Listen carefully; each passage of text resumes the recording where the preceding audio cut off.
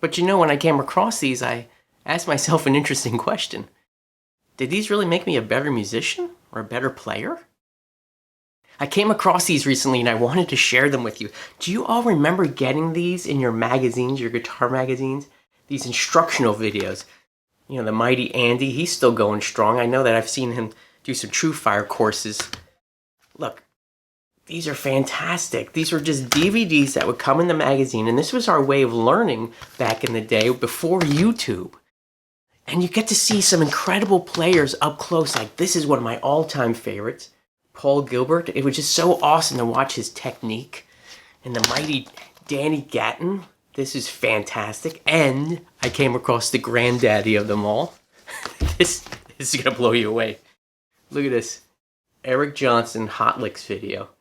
And a lot of you probably don't even recognize this format. This is a VHS tape for those that don't remember or know what this is.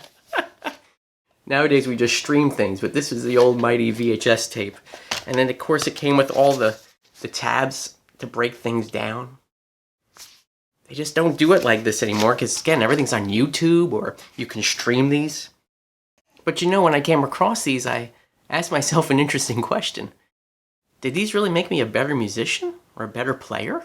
You know, I asked that question because I looked at my playing and I'm flawed in a lot of ways.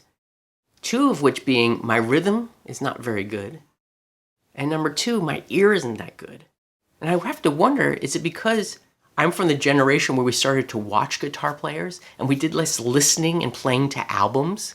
You know, if I was playing with the records, I'd be learning about groove and timing and phrasing. And if I couldn't see what the player was playing, I had to use my ear to pick out all the guitar parts. And I'm lacking in those departments.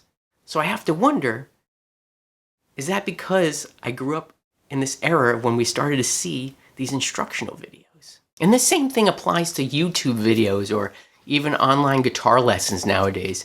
Are they really making us better players? I have to ask myself this question because lots of times I find myself personally just spending more time watching them and not actually practicing.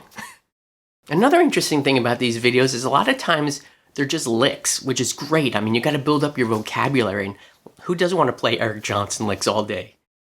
But one thing that's kind of missing from that is lots of times they don't break down the music theory, the reason why things work. And I'm not saying you have to know music theory, but wouldn't it be interesting to understand why does that lick work over a certain chord? So if you can understand those concepts, then you can create and build your own licks. Well, sure, yes, I know you can probably take the licks that you learned, chop them up and come up with your own creation, but you have to understand kind of why they work. Well, lots of times these licks were kind of a little bit out of context. They would just be blowing through and playing them, but there was no musical background behind them.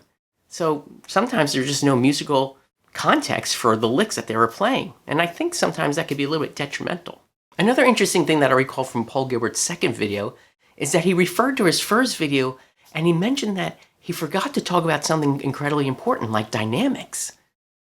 Now sure, these people were just getting started with educating people, and maybe some great players aren't necessarily great teachers, but I think there's some big things and chunks that are missing even in instructional videos of this day, even the YouTube videos that I make.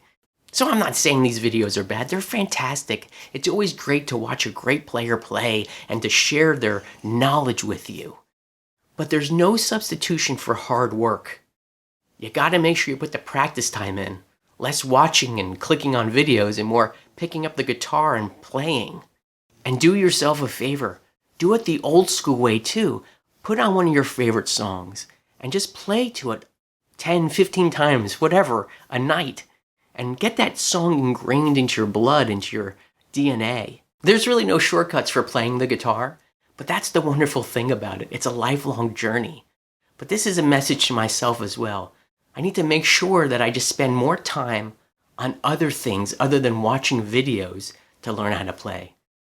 Spend more time playing to a record, playing with real people if possible, creating my own music. These are the real ways that you grow as a musician, and this is what made these people so great.